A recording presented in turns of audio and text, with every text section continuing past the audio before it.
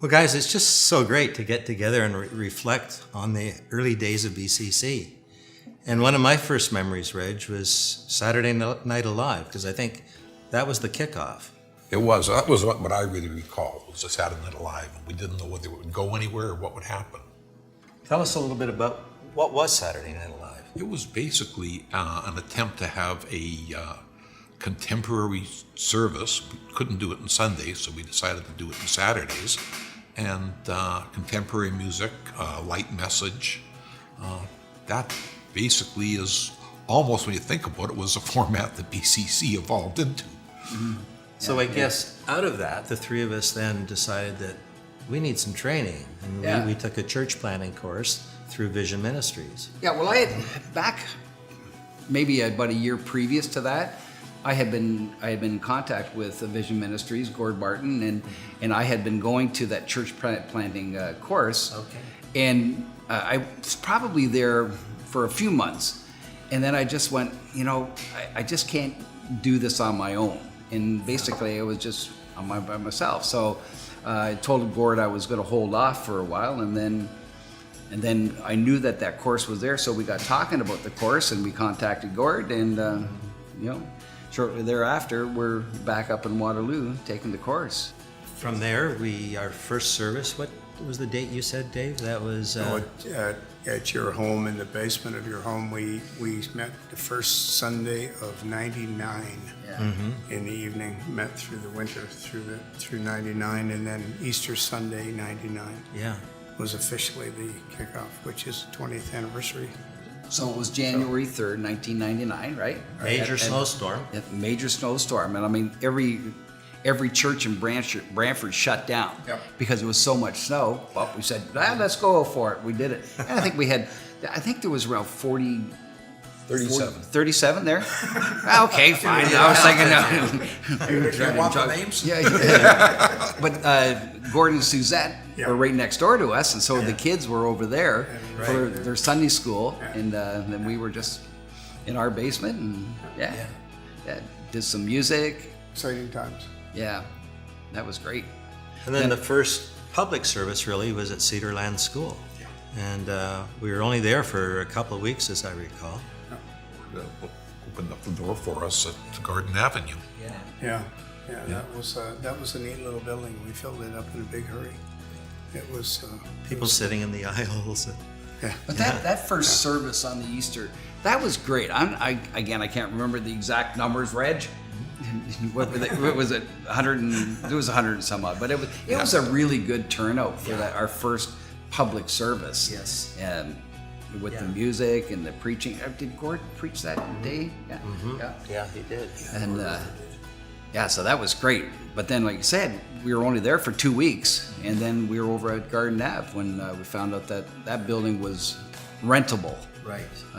So we made that our temporary home, I guess, until we packed that out. The strength of Gord Rumford too in the first year was fabulous. I really, really enjoyed Gord, and what he added to us was enormous. And the wisdom that he could provide for us, as we talked about position papers, and he was part of that when we got together and we started talking about we need position papers and a statement of faith and stuff like that. And he was vital in what we were doing back then. And then found the building downtown. Yeah. Gord Jones came in one night and said, I see the old Park Baptist downtown's for sale or for rent. It was a recording studio, as I remember, and they were looking for a new tenant. And went in and looked at it. And some of us had mixed feelings about it. The owner didn't want to sell it to us, remember? Yeah. But I remember going on the stage area and looking out and just saying, this is fantastic, because it was so much larger than Garden Ave and anything else we'd ever been in. So it was really, you could see that it was going to be a great spot. So. And then you really pulled together the reno team, and you just put tons and tons of hours into it. Yeah, there were a lot of people rallied around it. It was good. It was really good to see. Yeah, we did end up buying. We were renting it at the time for I think maybe a year. I don't remember the exact dates, but then we had the opportunity to buy it, and he wanted $450,000 for it. Had it evaluated at $250. Offered them $250 and they took it. So we were reminiscing about the church planning, Yeah. and I think one of the things that became apparent to us is we need to develop or look at developing some other ministries. And as families started coming to BCC, we needed something for the children. Yeah. Take us back to that one, Reg. Well, I think Darcy was sort of the one that headed that up, my daughter Darcy, and that was Sunflower Station. And what amazed me was just the number of kids that we had coming out to Garden Avenue then. That was just The little basement was full. incredible. Yeah, it was.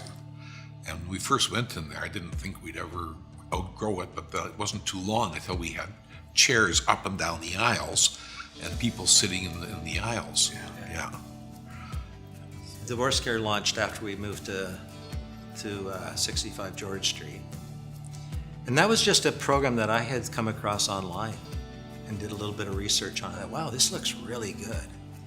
And because there weren't any Christian ministries for people that are going through divorce.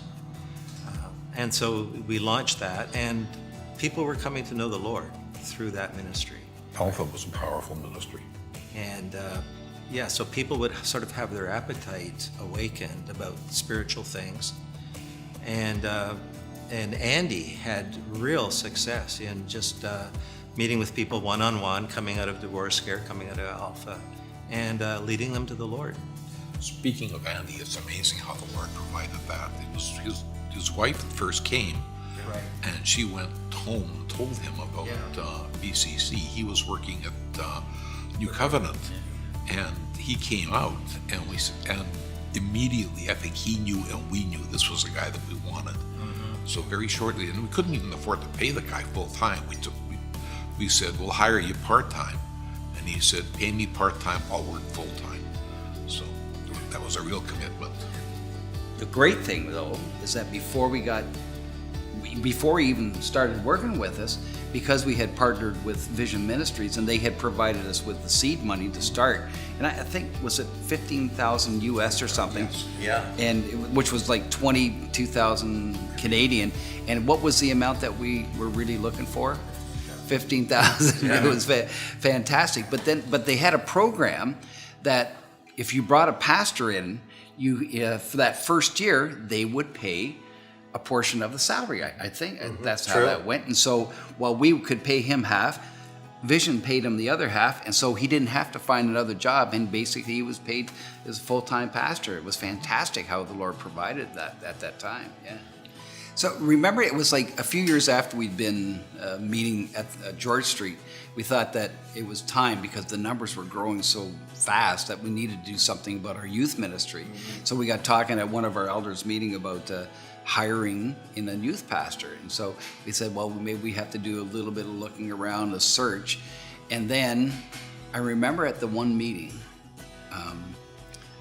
Greg, you were saying that, I think we have somebody like right in our backyard kind of thing. There's Reg, and I think Reg was up in Heritage.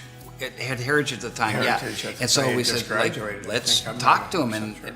did you talk to him, or I just can't remember Yeah. who talked to him, Yeah. but invited him? yeah. And he accepted, and we had a youth pastor. So that was great having Reg there, and he just took the bull by the horns and set up the programs. And we had a fantastic youth program going at that time too, that he coordinated. It was great. Yeah, Reg really stepped up to the plate. Sorry, Dave, a number of times for us, and at times of need, he really stepped up for us. And we owe a lot to Reg. Then remember, we had Purpose Driven Church. Yeah. There was that book, and Dan Barber was with us. We brought Dan on staff, and so he was. What was his He did such position? an incredible job. Yeah, he was fantastic. Launching the 40 Days of Purpose, and we had a number of groups meeting in different homes. But it was it was all the small groups. That's what it was. That's right. All the small groups did exactly the same thing, and then each Sunday a message was preached based on what had been studied, I think, that particular week. And so that went on for a while. That was fantastic. The results of that was great. Yeah. The fall of 2009 is when we struck a committee to search out a new building. And through that time, I don't remember the exact date, just as we went into 2010, we found the building we're in now. So that was renovated, and the building we paid $250 for, we got $675 or something for, I don't remember.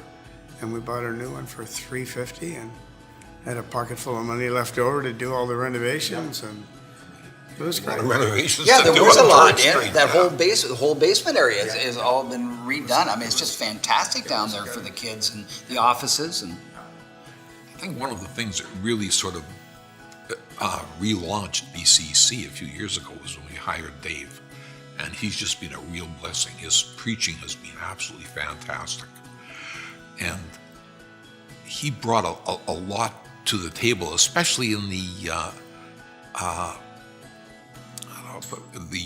audio visual where we start. I mean, we're doing online Streaming services. streaming services. Yeah, he adds a lot of youthful enthusiasm to it for sure.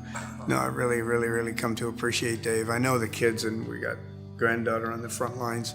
Mark is dynamite with the kids. Just Mark Beaches, Mark and Teresa. I still think he's moonlighting as a roaming gnome, but Mark being there is just fabulous for the kids. You know, he is. They really enjoy him a lot. And you're right, Dave's preaching in depth and experience and leadership is amazing. And he gave his position as to how he saw his role as a lead pastor. And I remember him saying that he looked at himself, or he saw himself as a quarterback.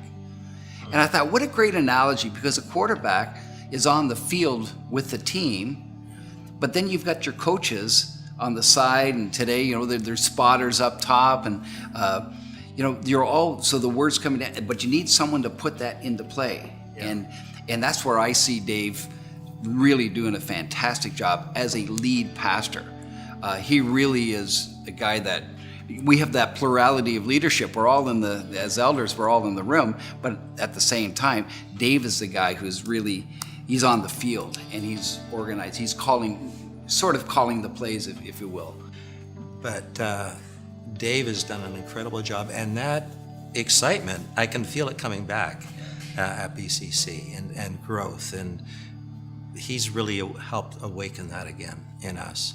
Well, we always had that vision to reach into our community, to be a church where we could invite people into, to be culturally relevant in our preaching. There was, when we sat after the church planning course and we were talking about what is our vision going to be like, what is our mission going to be like, and we went through that whole exercise, and certainly in the earlier days we were seeing that happen, and like you say, Greg, I think we did stall for a little bit, but that vision certainly reawakened, and you can even feel the excitement in the church every Sunday morning. It's just, and especially myself being part of the praise team, is that I'm seeing the people out there, and I see their faces, and the joy that's just the enthusiasm that's there too. It's fantastic. And it's so neat to see growth by conversions. And, you know, to think that the Lord gave us that core group that was so important right at the beginning, 35 people. And within less than 10 years, it had increased 10 times. We were about 325, 330 or something like that at 65 George Street. And those families, those core families, are so important to us. Like, I'm thinking of the Fergusons and the Joneses and the Davenports and Gordon Sue, really faithful people. So many. Yeah. And they just really helped to anchor the church at that point. I wanted to be involved in a church where I would have no problem to invite friends and family to. That was the big motivation for me. And I think that's what we have become. Like, people are always inviting their family and friends, and we have no problem with people coming in from the neighborhood. I think they feel comfortable coming into BCC. We were standing at the back because we had the coffee and cookies back there. And after the service, which is still happening today, you'd look around and there's just people all over the place chatting and carrying on conversations. And it was so cool to see that this had just started up with a small number of people that had a vision to see a different work start up, another church service start up, whatever. And Yeah. I'm sure we're all really grateful to the Lord for the opportunity of being part of the church plan. Yeah. I look on it as one of the most exciting, fulfilling times of my life. And just so thankful that God gave us that Yeah, opportunity. the satisfaction from that is there's nothing else can compare. Saying we were a little part of this, just trying to see it start, see it grow. And the people we've been able to minister to, I look at even our influence now with the school, and I think that's great to see new families come along and take their place in those ministries, and to see those grow, I think is just incredibly exciting.